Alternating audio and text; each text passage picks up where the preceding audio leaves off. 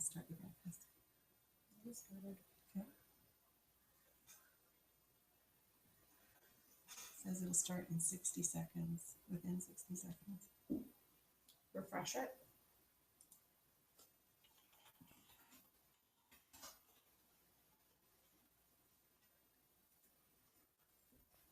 Move, Melanie.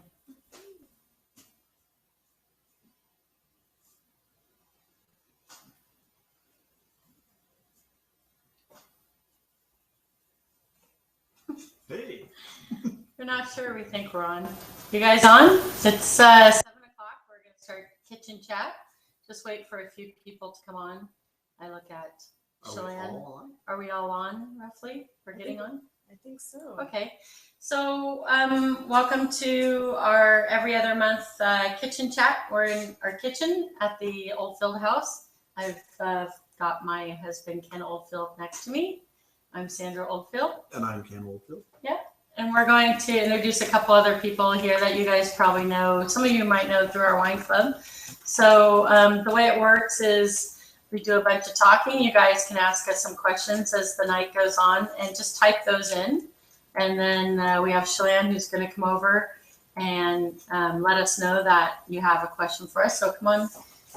This is Chelanne. Hi. And yeah. And we also have Terry Mirestone. Sitting in the background. Yeah. Hi. And our extra special guest tonight, because it's a all family event, although she's not going to stay around for long. It's our daughter, the 11-year-old, who I don't often mention by name. This is our daughter, the 11-year-old. Wait. Hi. Now she has some homework to do, I think. No, you don't.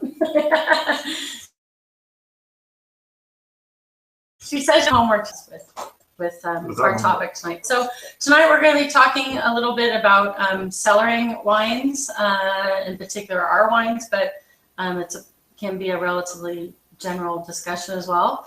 Did we actually say that we're Tinhorn Creek? Yeah, I did. No, you didn't. Oh, okay. I'll say it twice. We're Tinhorn Creek.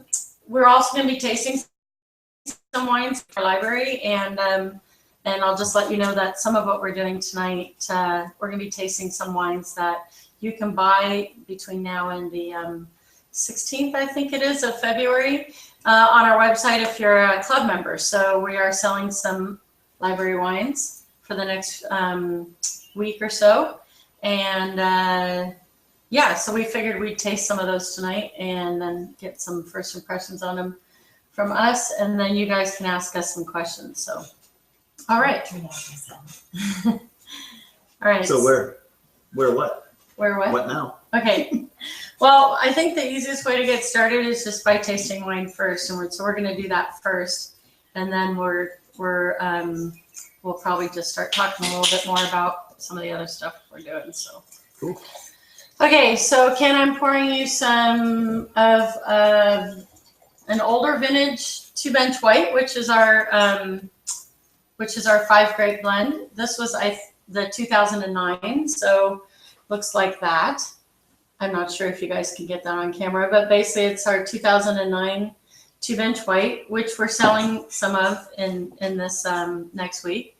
I think the first year we made this was 07.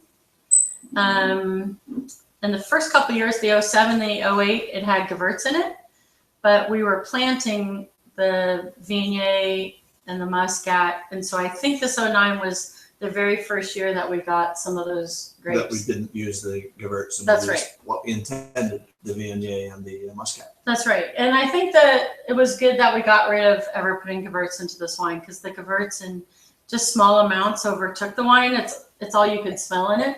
But I think the Viognier and the Muscat in it make it a little bit more like a different kind of aromatic and a little bit more complex. So this wine is actually kind of dominated by Chardonnay and a little bit less of Semillon, Sauv Blanc, and then very small amount of Viognier and Muscat. Yeah. So we're just going to get right off to tasting. Because we can't really talk until we're, loose. All right. So, again, the question is, how long do whites age in the Okanagan? I don't know. We've got a lot of old vintages downstairs. Chardonnay, I think, is the one that ages the best for us. Yes, ice wines, but then they're a Yeah. different beast. Ice wines. We're not tasting one tonight, but we're selling some. Yeah. But this And- one is dominated by Chardonnay, and I think it's aged pretty well. It's really fresh. It's a beautiful complex wine. And the nice thing Yeah. that I found when we age them is the character changes and gets better, gets different, and it's just nice to try it when you knew when it was young and fresh, and then after some time how it changes. Yeah, I don't think it has as much of the floral or the peachy notes that you might get with the wine when it's younger, but it gets some really beautiful citrus notes, and it's a little rounder and softer, and the edges off of it a little bit. And I think it's, I mean, obviously you don't want to age your whites too awfully long, because at some point they start kind of going through like what I call a dumb stage, kind of lacking in fruit and soft and kind of neutral tasting. Yeah. Although this one, I'm finding the acidity just really stays in the back end, Mm-hmm. cleans my mouth. Yeah. It's got a really good solid, almost a lemon. Yeah. Yeah. No, it's pretty good. So yeah. So that's another thing. Sometimes some of the whites, in particular, some Chardonnays that see a bigger oak program, they age quite well. Sometimes if you've seen a little bit of oak, because the oak tends to change over time, and that makes the wine kind of complex over time. So, yeah. So before we get into, So You did you know. talk about what's in this besides Yeah. Muscat and yeah, Viognier? so it's got the Chardonnay. It's dominated with Chardonnay, Sauv Blanc, Semillon. And if I put on my glasses, I could read for you the percentages, but it's really not worth it. But I do know that this one's dominated by Chardonnay. It's about 44%. Yeah. But for me, it was the first year that new vines from behind our house of the Muscat and the Viognier gave us their first crop, and found their way into this wine. And now the Muscat and the Viognier in our current vintage is 20 to 25% total is made up of those two varieties. But in this one, it's only about 12 or 13%. Yeah. Yeah. So, again, a lot of people don't really feel that you can age whites, but I mean, that's kind of what we wanted to do tonight, was to taste some wines that, and in particular, not like a Chardonnay, but this one would be a Pinot Gris from 2012, I think. Just to see, does it get better or is it just whole? It's really, sometimes they just hold. So this is our 2012. This is the Pinot Gris. 2012, yep. So 3 vintages back. Yeah, that's right. When's the first year you made the 2 bench white? I think that I want to say this was the 09. We made 2 years with the Gewürztraminer, so I think 07 was the first year we made the 2 bench white. Or actually, 2004. that doesn't make sense. 2004 is when we planted the vines. Yeah, that's, The Sauvignon Blanc and the Semillon. Yep. And it took them the 3 years to produce a crop, and so that's when we were able to use them. Yeah, it was right around there. Yeah. Might have started the vintage before with some neighbors grapes. We did, because before our Semillon was producing, we purchased some Semillon from Oliver.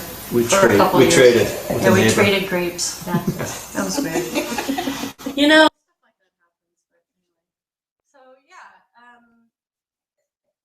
Pinot Gris for us, we've been doing it since day one. So I guess my question for you, I probably know the answer to this, but sometimes you say things that surprise me all the time.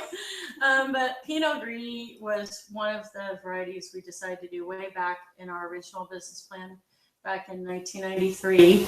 Yes. Originally, we were looking at Gris and Blanc and Chardonnay, but opted to go for Gris and Chardonnay, and instead of Blanc, we chose Gewürz. But why did you choose Gris? I guess was my question. I mean, everybody's growing it now. Well, when we were looking at what we were doing, going to do, Blue Mountain, Ian Mavidi, was a major influencer in our business plan, and he was having great success with his Pinot Gris. Yep. And so therefore we figured if he can do it and the popularity that's building, that we should do And it I think as well. Gray Monk was doing a And Gray good Monk amount of Pinot was- Gris, and obviously they still do now. And so is Walter Geringer. But at this end of the valley, Blue Mountain, Yeah. and knowing that the neighbors were doing it, it was the confidence that we could do it as well. And I remember being at UC Davis at the time and going and really having to hunt for a Pinot Gris row of grapes in their experimental vineyard there, because at the time there was just very little Pinot Gris in California at all, even on an experimental basis. Right. So you really had to go to Oregon State to get the Pinot Gris even back then. But now it's I think still second most planted white variety In BC? In BC, yeah, after Chardonnay. Is it It's first? number one? It just took over, yeah. Okay. So That's a Chardonnay. surprise. No, it was 2 years ago, I think. But yeah, I think it's pretty successful. And I mean, for us, the style has wildly changed. But anything that we have, and especially this one we're tasting from 2012, even with our new winemaker Andrew Windsor having joined us in the 2014 vintage, I already poured it. Even with like when I made this in 2012, I mean, even today, Andrew Windsor on this particular wine makes a similar style. It's unoaked, and it gets quite a bit of contact with the sediment in the barrel, so it makes it kind of rich and full, but no oak flavors at all in it. So yeah. When I was on my way down to University of California, Davis to learn, To meet me. yes, that was my goal, was to meet Sandra. I took a And grow couple some of grapes. a couple of British Columbia Pinot Gris, and I picked up a couple of Willamette Pinot Gris on the way down. Yeah. And I think I was able to find some Californian Pinot Gris. And we did student tastings, and it was all blind tasting. It was fun to see the other students in a blind tasting, looking at the BC wines as peers for the Willamette Valley, Mm-hmm. the Oregon. Yeah, that was a long time Which ago. is very That nice. That was 1993. 1993.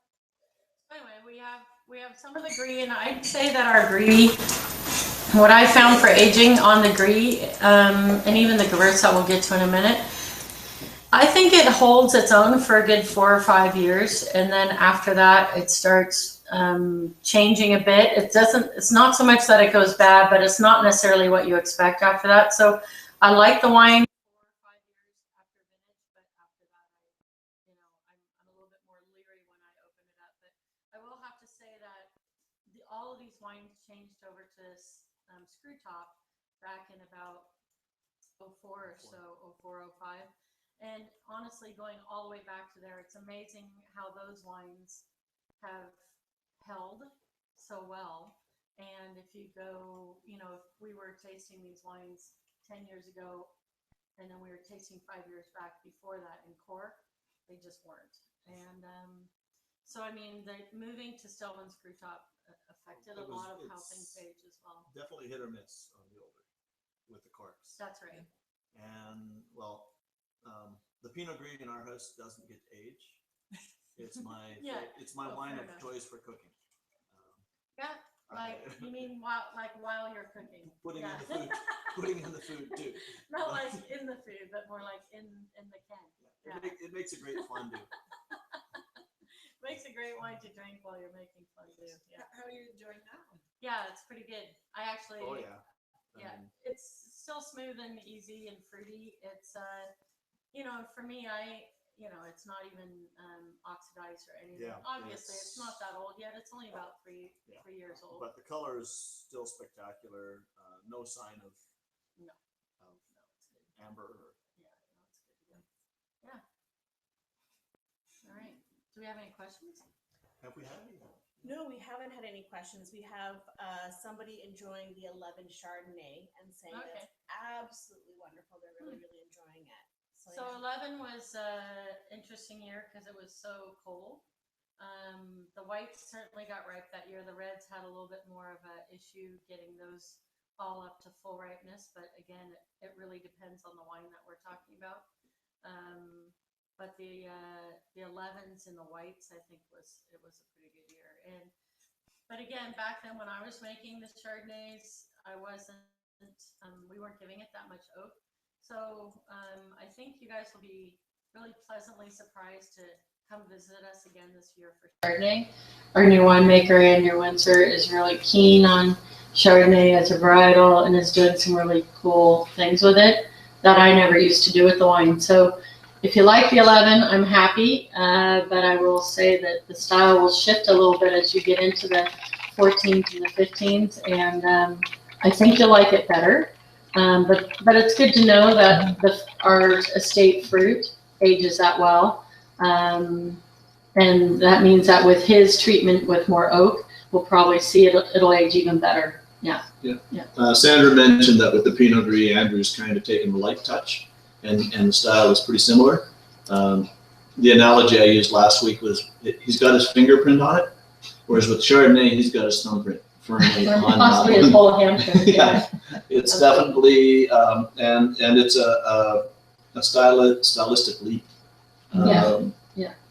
Actually, probably to a place where it was in the past, before Possibly. we backed the oak off on it, and now it's swinging back towards the right amount of oak. Possibly. But he's doing a lot of other things that I never did with it. But I'd say on the Gris, it was one of the wines when Andrew was hired that we didn't want to change the style wildly, because when he tasted it, he loved it as is, and there wasn't really a great need to do some wild changes with it. So although since this time, the one that we're tasting right now, so since the 2012, he's added some natural ferments with and going a little bit more natural. Other than that, the program for, the fact that it doesn't see oak, it comes from the same fruit, is pretty similar. So, you're not going to see a wild change in style on that one. So the one that I'm kind of excited to open up tonight is the Gewurz, because this is the one that almost everybody says, well, let's face it, when you buy a Gewurz, you're going to drink it probably within about, I don't know, a day. 5 minutes I was giving him a day because maybe it was like, in the car. You gotta get whatever. home. Yeah. Gewurz is not a wine for aging, fair enough. I mean, but having the opportunity to buy library wines from us right now in the next week, and to be able to see what a quote-unquote older Gewurz is like, and gives you a bit of a comfort level that if you have some of these wines and you didn't open them up right away, there's no issue with it typically. So yeah, probably the only reason why I need my glasses on is because I couldn't remember the vintage of the Gewurz. So this Gewurz is a 2010, so 6 years old. It's probably still quite clear in color. And again, who would want to age their Gewurz for 6 years? Nobody in their right mind necessarily, but again, for me, I always judge our restaurant on site. Manuel Ferreira, who runs Miradoro, loves buying these older Gewurzes. He's got ones that go well back 10 and 15 years. He just doesn't tell the customers that they're drinking a Gewurz, because it doesn't taste anything like, when you start getting quite old on this wine, it's neat and it's funky and it's cool, but it's not a Gewurz. It doesn't at all smell like a Gewurz. With this one, I'm assuming at only 6 years old, it should smell like a Gewurz. Strongly. Yeah, so this one is pretty heavy duty still, a lot of floral aromas. It was a pretty ripe year for us. And You know what's interesting is that the harvest dates, September 28th to October 5th. Compare that to last year when you harvested. right, so that's Yeah. pretty average, but to be honest with you, the 2010, most of it came from our estate grapes, but some of it came from grapes that we purchased far more north of here, up in West Kelowna, and so that would explain why the harvest dates are more drawn out for the 2010. And again, it's still fresh. It's still very fruity. Got a great acidity. Starting to get a little bit of honey. Yeah, Honey, yeah, for sure. So Carol did have a question, just going back to the Chardonnay. You Hi, had- Carol. Sorry, I didn't see you on camera last week. She said that you mentioned that the grape can age longer. So how long do you think it roughly can age? And also, she thought you said something about is.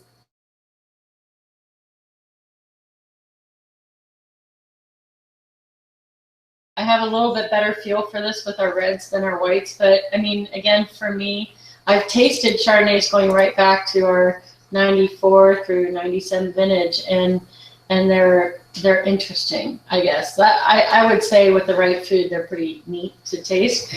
But you know, I would tend to think after 4, 5, 6 years, they're going to start dropping off, and they're going to become a little bit more one-dimensional, a little thinner tasting. But the oak, typically, if it's well integrated and not just a wine that was put in oak barrel after ferment was done, if the oak is well integrated, it should extend the amount of time that you can age that wine by a few years, 2, 3 maybe. That's what I found in California. So, you know, if you're barrel fermenting and the wine is staying in there for a while, and it's getting quite a richness to the oak and not just like a layer of oak put on top of it, then I think a well-integrated oaky Chardonnay should last, you know, 5, 6, 7 years.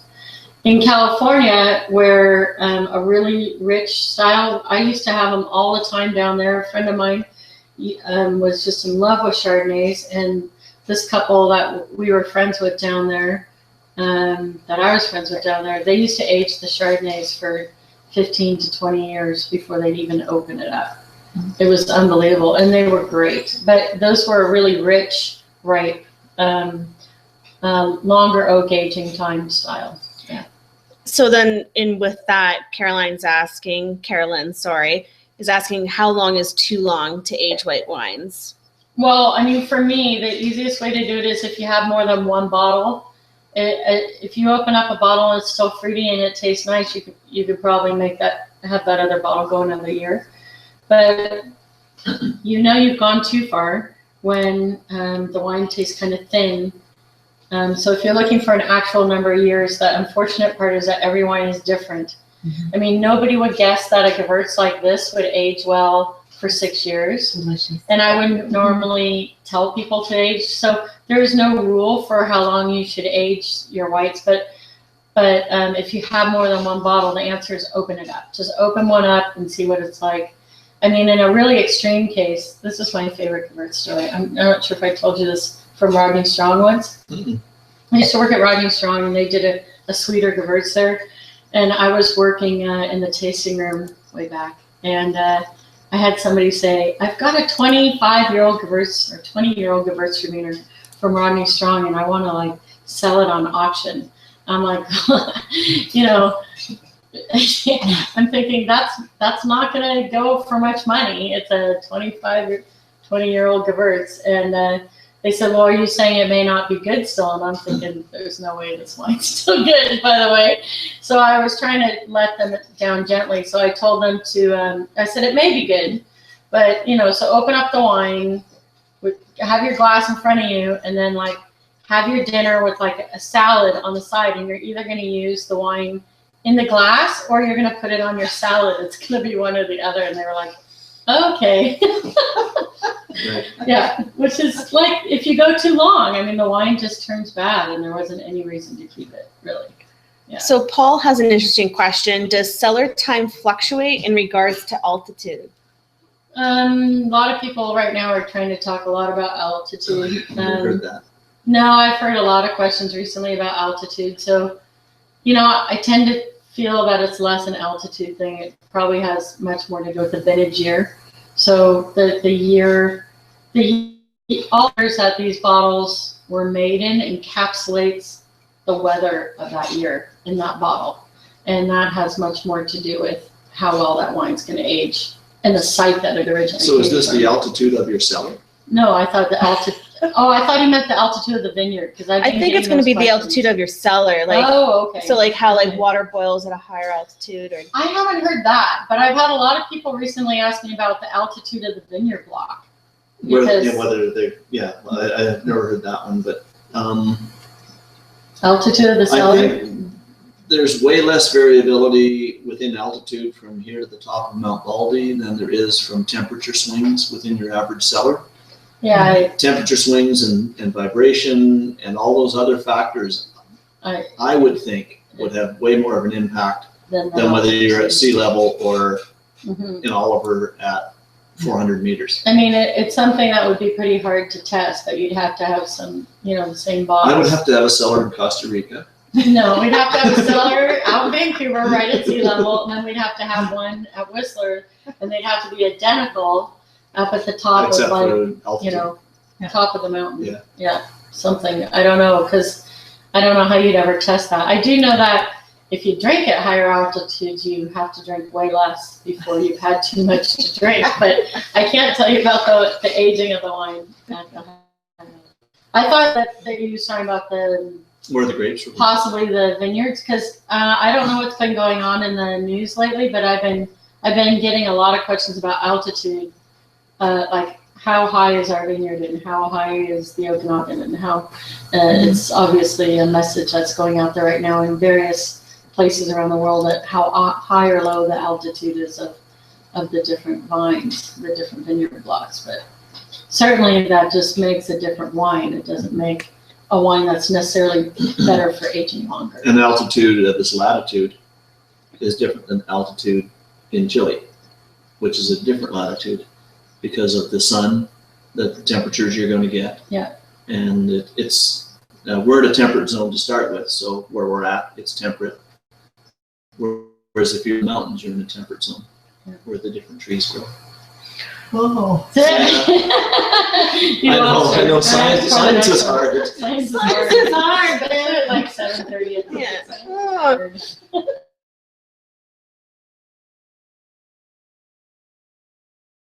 aging. For sure acidity is, because the way it's always been taught to me on a red, so let's just shift to reds because we're going to do that anyways here in a second. There's three things that really help a red age. One is acidity, one is alcohol content, and one is the tannins.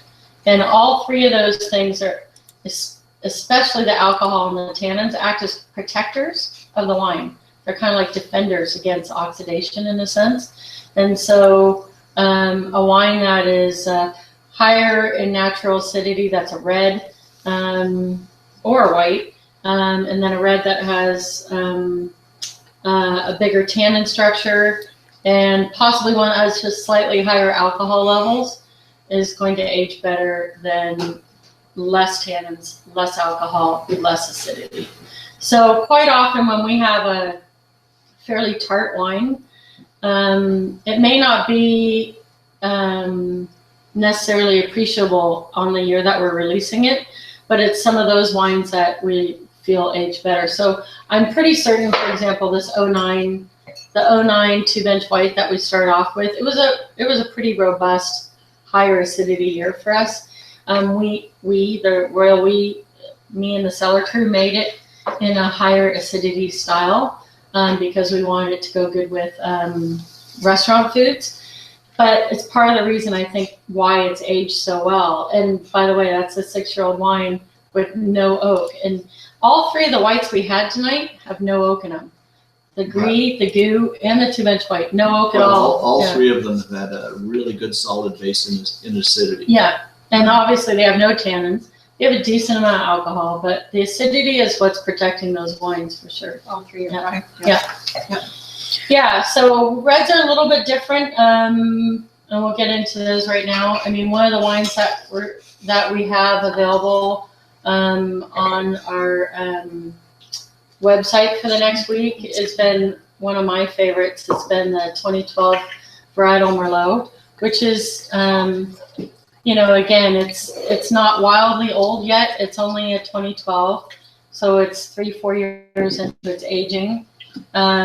It's a great price as well, and it's a pretty it's a pretty neat wine for the price that you can basically buy it, still have it with a pizza type meal or a middle of the week meal. It's not going to blow the bank, but it does have a couple years extra age to it that allows it to, like, the edges are kind of taken off. It's a little rounder, and it's a little bit more, has a little bit more character to it because it's aged for a couple more years. So just before we start talking a bit more about the Merlot, let's go into our first poll. Oh, okay. And our first poll is, So You're this not is where supposed Ken's not allowed to answer until you guys do. so the first poll is, what was the very first grape we harvested in Horn Creek? Cabernet Franc, Gewürztraminer, or Merlot? So you guys can let us know what you think it is. No, Ken, you're not allowed. Oh, you're doing.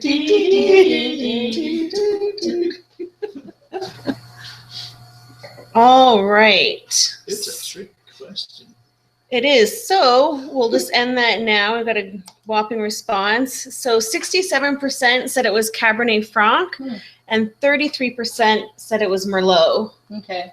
Well, typically out of those three, and any other year that's followed, it should be Gewürz. Like, if you're typical, Gewürz is the first ripener out of those three. That's just a given. But back in '94, we had no Gewürz. So, I mean, I thought you should have thrown in like Gris and Chard. I will tell you, in a heartbeat, Gris and Chard should ripen well before Merlot or Cab Franc.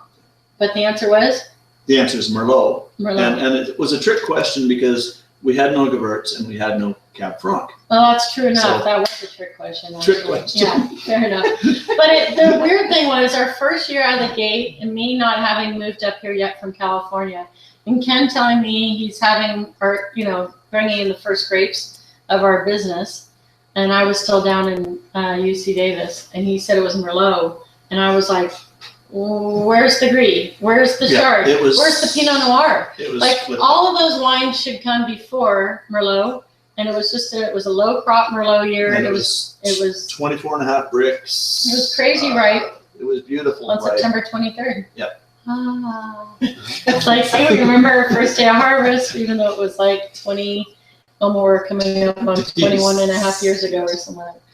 Yeah, which is crazy. But yeah, it was Merlot. So, and it's nice because, it's still the biggest thing we do here at Tim Horn Creek is Merlot. So this one is the 2012. I was going to go back to the question about tannins, or about which acid or barrel. There's tannins in the grape, and there's tannins that come from the barrel. That's right. And the tannins in the grape, even if you don't barrel age, still are going to help the wine age. And the tannins in the barrel are going to augment, but they have a different role.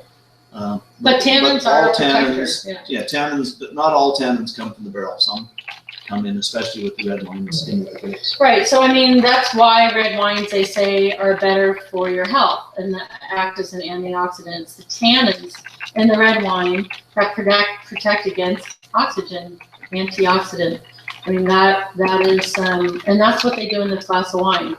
They protect it from the oxygen, turning it into a oxidized wine. A wine that's browner, less fruit, dumber, not as much fun to drink unless you've already had 2 bottles, that kind of thing. So, for me, this wine isn't that old. I mean, but I think it's a great price wine right now. I mean, our varietal Merlot is always a good price, but $3 off right now for Crushco members. so it is $3 off right now if you're a Crushco member. But what's neat about it is it's 2016. You're still getting a 4-year aged Merlot, and that's pretty hard to find in the Okanagan Valley for the price that it's at. So, But this is a very limited amount that we have of this. well, all the library sales, we don't 12 bottles here, 6 cases here, whatever. So we don't have a wild amount of any of these. Yeah.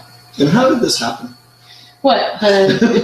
Well, How did this So happen that we have inventory? I was squirreling away some.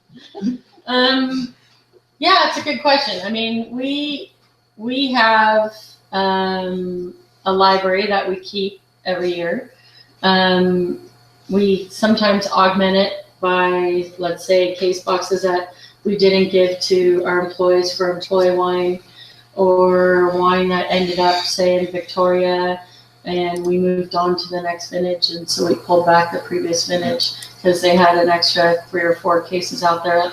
It's a mishmash of all of that, but in general, the library at Tinhorn Creek, which is not a lending library typically, the library at Tinhorn Creek has been, we've been absolutely rigorous and dedicated to building that library from day one here. So with our 94 vintage, we held back a couple cases of every white and 10 cases of every red from day one. And even to the point where a Syrah that we only made 48 cases of back in 04, we still held back 10 cases of that Syrah. So it's discipline. I mean, what do you use it for?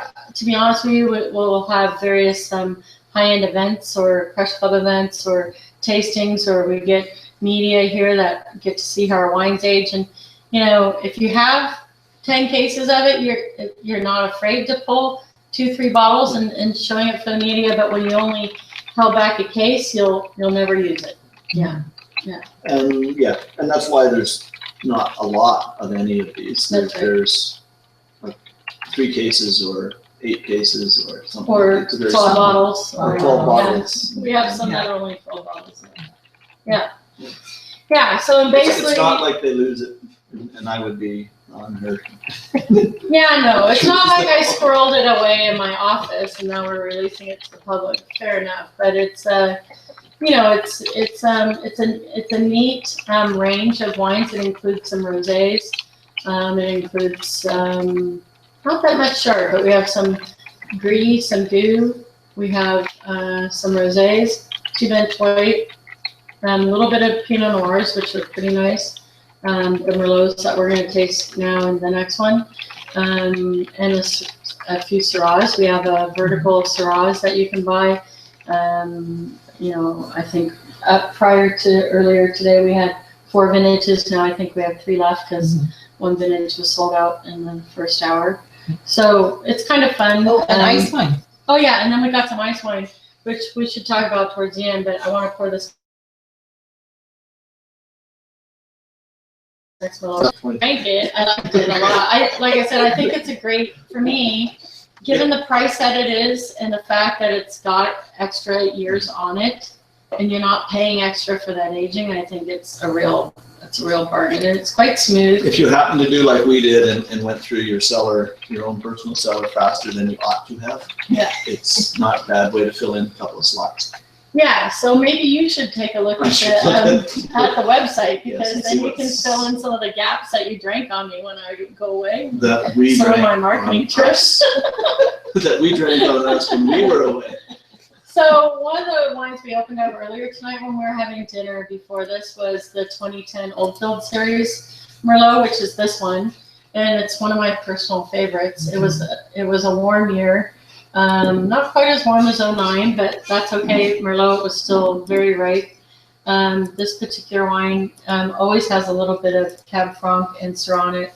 In this case, it was only 6% Cab Franc and 1%. I think 1% of Syrah. And you can always kind of tell when I was putting a lot less Cab Franc in the wine, it meant that the Merlot on its own was just kind of gangbusters. And quite often that tells a little tale. But yeah, and it's been open now for about 3 hours. Yep. And we've been periodically sampling it for quality control for the last 2 hours. Do you find, especially It's with so nice. older wines, allowing them more time to breathe? Would you recommend that? Well, it's funny, it's counterintuitive, but absolutely. I mean, I've opened up quite old wines, like 10, 15 years old, and I think like, quick, open it, drink it, because it's going to fall apart as soon as it gets exposed to oxygen. And quite often you'll find with those, like a half hour to 45 minutes in is tasting quite different. This wine, we loved it when we first opened it, but it's so rich right now. The blackberry yeah. is just plowing out of the nose. Yeah, no, I love this wine. And it's kind of neat because this wine, if any of you guys are heading to the States, or if you're in the States, or if you have friends who are down at like Palm Desert and they have no BC wine right now we have actually a few cases of this in California that we can send anywhere, well, within 35 states in the US on our website. So again, if you can't find how to do that, just contact us. But we do have a few cases of this still down in, of the 2010 vintage down in the United States. So, yeah. Now blueberry. Yeah? Now it's blueberry. But I find like if it's open too long and it starts going, you'll know when like the oak just kind of predominates everything. All you're smelling is the oak. That means you've lost the fruit. So, you know, if you can still get blueberry and fruit, that's great. But if you smell it and all you're getting is pencil or woody, then you know that the fruit is gone and the balance is really gone in that wine then. And you have to choose, are you still going to drink it? Obviously, you probably are, but you might want to have it with like food or something. Yeah. Yeah, flavor-wise, currant jam, red currant jam. It is fruit all over the place on this one. So. It's pretty good. I'm pretty happy with it. Yeah. So, and I think we have some the other colors Oldfield just cherries. Do still- we have of the Merlot or is it only that one? It's vintage? only the 2010. It's only the 2010. So Yeah. Now in the Syrah tonight, we're opening up the 2011. And while I do that, I just wanted to quick talk a little bit about the Syrah. We've only made it since 2004. It's typically anywhere from 50 cases we've made up to 600. So it's quite a small lot for us. Most of these we make around 200 to 300 cases. And this one coming from 2011 is from a cooler year for sure. Younger vines. Yeah, but also it was interesting because even though it was a cool year, I mean, it was cropped super low and it still came in probably, I don't know if you've got the tech sheet up there, but it's typically usually right around Halloween, right around the 30th or something like that, 31st of October. I Yeah. kind of need my glasses on now. Is it really small? Yes. When I'm looking at It's it, almost I don't always know. right around Halloween harvest. It's on on the this one. sheet right there. Yeah. Yeah. I could look at that. There you go. Can you read that? But yeah, I mean, this one had, what's really neat about this wine is it did have that higher acidity to it. Still got a decent amount of alcohol, but the higher acidity is definitely one that I think this wine you like now, but if you were to buy it now and wait 2, 3, 4 more years, you'd still be happy with it. And I was going to say this, that some of our bigger reds, like the 2-bench red, our blend, the Syrah, some of our Cab Francs, and our Oldfield series Merlot, There's no harvest date. all of those, they tend to, I've been finding lately that the sweet spot for aging has been around 7 years. So it's a good rule of thumb for us, but I mean, certainly there's wines that I like much longer than that, and there's wines that I like in less time than that. And I've been using this rule now for about a year when I've been buying some older vintages around the valley. I start getting into your 6 and 7 and 8, right around there, and I'm like, that's it. So I don't know if it's something you can generalize. Obviously, every winery is different, every vineyard's different. But for us, if I'm down in our cellar and a wine is hitting around 7 years, and it's one of those bigger ones like the Syrah or the Oldfield Series Merlot or the 2-bench red, that's when I start pulling it off the shelf. Yeah. So Carol has another great question. Love Carol. Do you need to decant aerate the older wines more carefully? Is opening enough? Well, I mean, you can see I just opened it and poured it here. I mean, and it's tasting fine, but I mean, you shouldn't, as you start getting into much longer aging, like 10 and 12 years, and then you're going to start seeing sediment in the bottle from the tannins starting to fall out. And then that's where I would suggest starting to decant. But yeah, you're not going to see that with a wine that's only 5, 6, 7 years old. Yeah. But if you keep one like 12, 15 years, you're going to have a layer more than likely of sediment at the bottom, and that's tannins. And Or on the side of your bottle. or yeah, on the cork or on the side or on the lip or whatever. And that's a good idea to decant them. Yeah. And so another great question from Carol. I love Carol. I do. Of all the reds, is there one that needs more aging to really show itself off? Like it would do better with a lot of age? Yeah, that's a good question. I mean, overall, I'd say it's Cab Franc. I mean, I know people love our Cab Franc, they buy it and they drink it right away.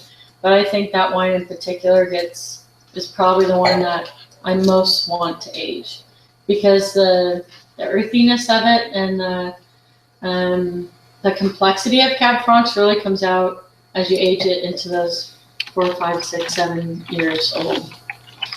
So yeah, and Cab Franc's a great example of a wine that has good alcohol, good level of alcohol. It's got pretty sharp tannins when it's first released, but the thing about the Cab Franc that allows it to go long, it's got a lot of natural acidity. And so, although I can pour a Cab Franc tonight and I can have dinner with it and it will tone it down, that acidity stays pretty vibrant in that wine for quite a long time. And so when people are able to taste one that's 5, 6, 7 years old or older, they just can't believe how different it is. And so I think that would be the one wine I think we make that I think, that and maybe the Two-Bench Red, the Meritage, but that I think does so much better as you go long on it. Yeah. I think some of our guests want to have a little bit more clarification. So they have an 09 Merlot and a few 10 Merlots. And so should they open them and let them breathe for X amount of time, or should they just drink them quickly? No, I mean, the thing is, when you open up a bottle of wine, typically, well, I don't speak for everybody, but quite often you're there with somebody else, and quite often it's a meal situation. And then it's just natural that when you open it, you're going to taste it. Everyone's probably going to get a glass from it or a taste from it. And then over the course of your meal, you're going to be tasting that bottle, and you're going to be able to judge if it's getting better over time. But in general, I like them.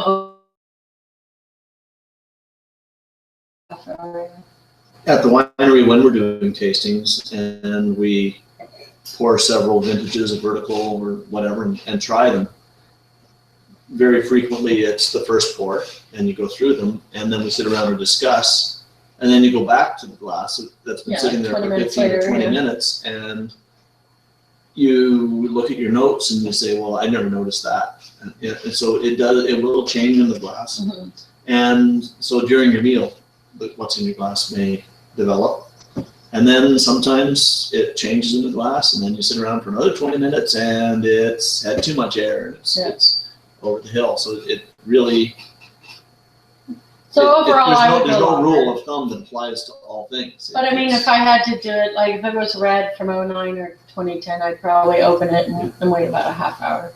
But I mean, you see sommeliers do it all the time. They're going to taste it right away, because it helps determine whether or not, well, you certainly don't want to not taste it, because what happens if the bottle's bad and now you're waiting an extra hour to find out that it was bad when you opened it, right? So you obviously want to taste it when you first open it. But one thing that we used to do in the cellar, and something, again, that UC Davis taught us, and it's just a super easy way, we do it all the time in the cellar before we bottle a wine, or at least I used to do it. We would take the wine that's getting ready for bottling and just pour about this much in it, and put a cover plate on it and leave it overnight. Leave it for 6, 7 days sitting there on the side of the lab counter. And basically that's like a way of fast aging that wine through its life cycle.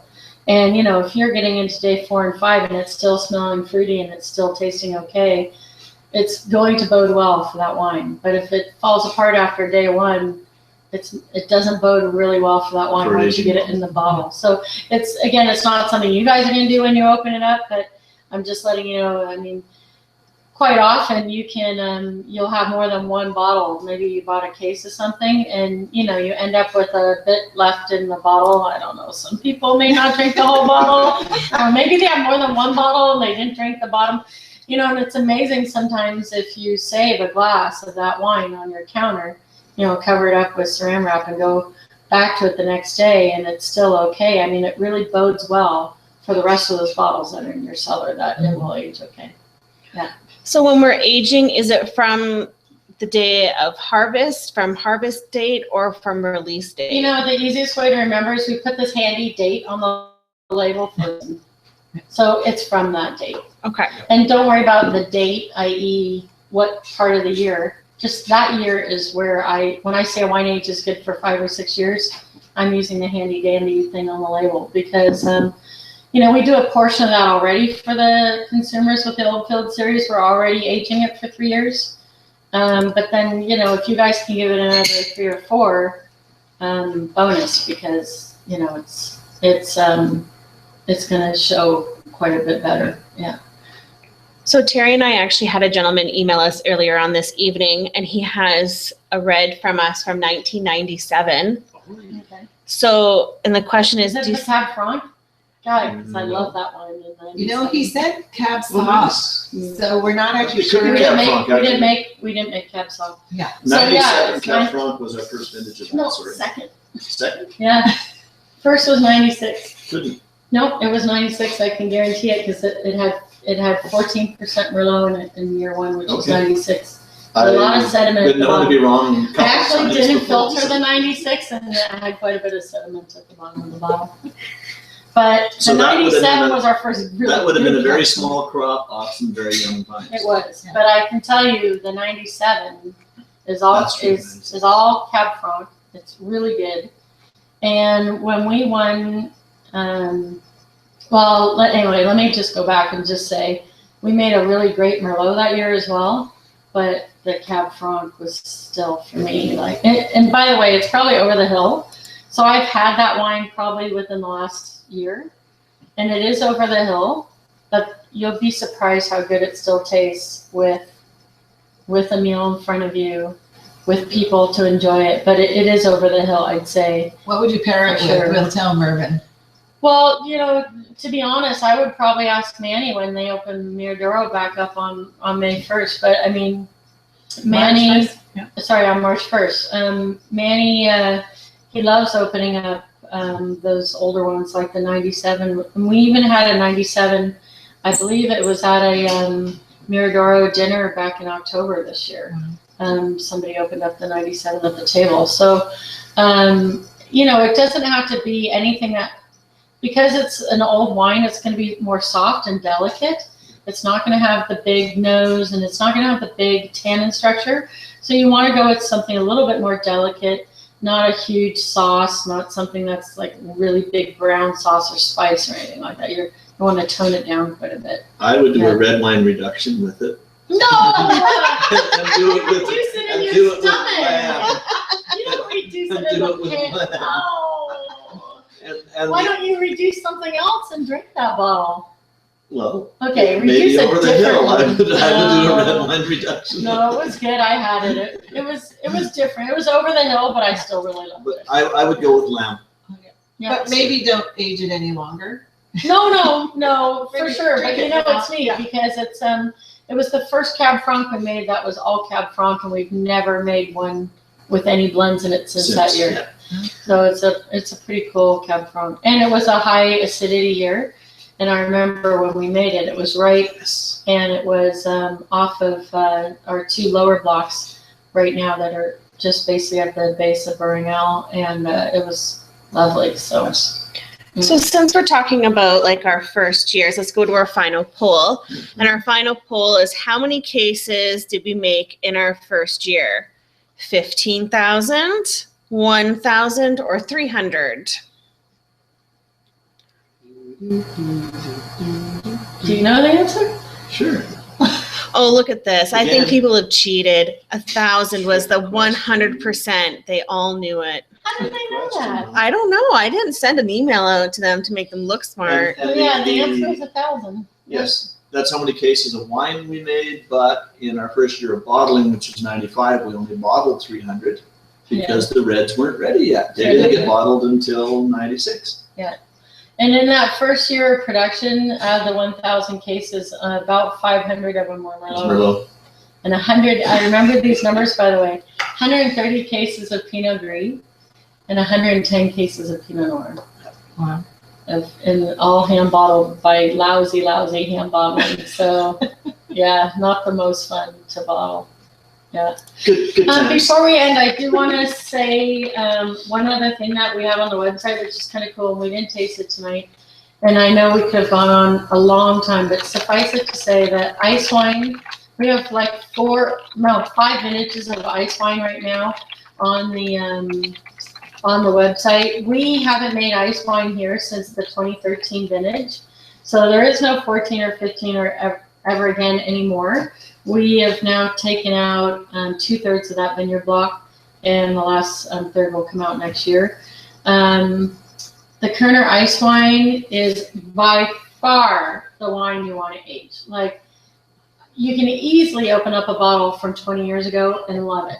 Easy peasy. It's one of those no-brainers, because as long as you're not looking for like the peach and the pear and all that stuff, as long as you're okay with tasting like caramel, and who hates caramel? Come on, like caramel, honey, you get a nuttiness out of it. So you can age really long the ice wines, and they give you this really, I like them better aged, by the way. But if you only like your ice wines like very fruity, like peachy, pear, apricot, that kind of thing, stick to the younger ones. But if you can go 6, 7, 10, 15 years on your ice wines, oh my God, they're so good. Think raisin pie. See, that's a Canadian thing. See, I don't like raisin pie. I love raisin This pie. is why we do these together. This is why I I don't know, have it raisin is, pie. but you're right. It is probably like raisin pie, other than the fact Well- that I don't like raisin pie. So It's got a nice sweet acidity.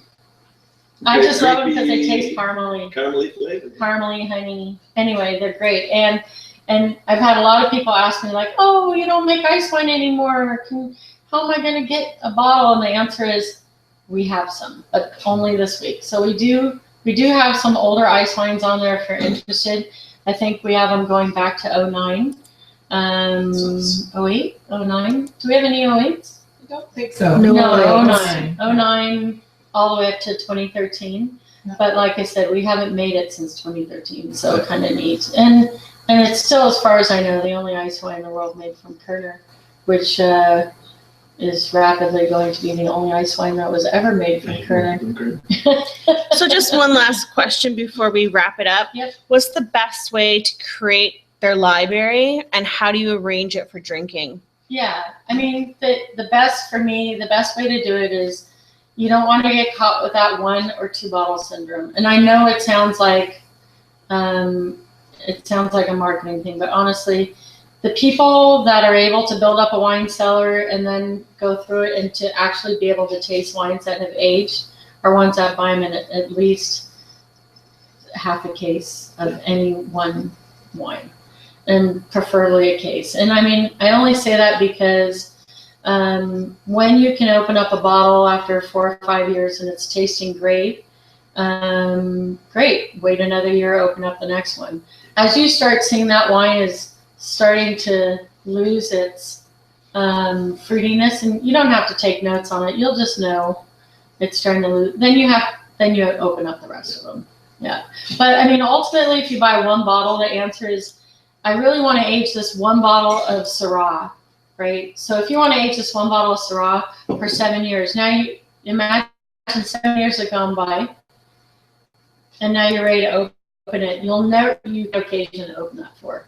You have 7 years invested in it, and you're like, no, it's got to be the perfect, the anniversary, the birthday, the whatever.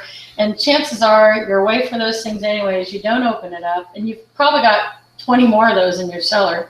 You're not going to open up necessarily 20 bottles that night.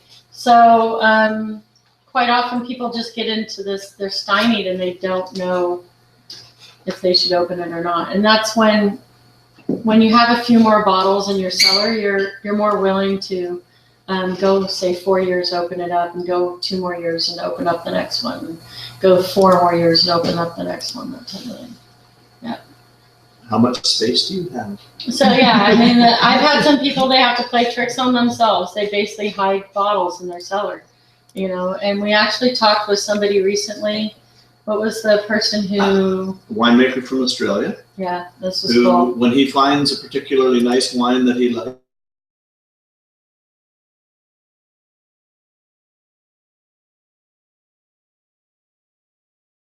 and Puts it never away. has no idea what's in it. Really? He just And it puts has away. no notes. And so when 2015 comes along, 2018 comes along, he takes one out, cracks it open, and then decides who he's going to invite and what he's going to have with it. Yeah. And Yeah, it's a neat way to it's do it. like Easter eggs, Yeah, it's like Christmas presents like for Christmas Alzheimer's presents. patients. It's like, and there you just There finished you it go, off I with just- a bad note. Yeah. Anyway, we're running a little bit long, but thanks for all your questions. We'll probably do this again in a couple months. I don't remember the date, but Well, actually, we have March. 15th, we have our first ever virtual cooking class oh, okay. with Chef Jeff. So March 15th, we'll do a virtual cooking class. Ken and I will be in Costa Rica. Costa Rica. Nice.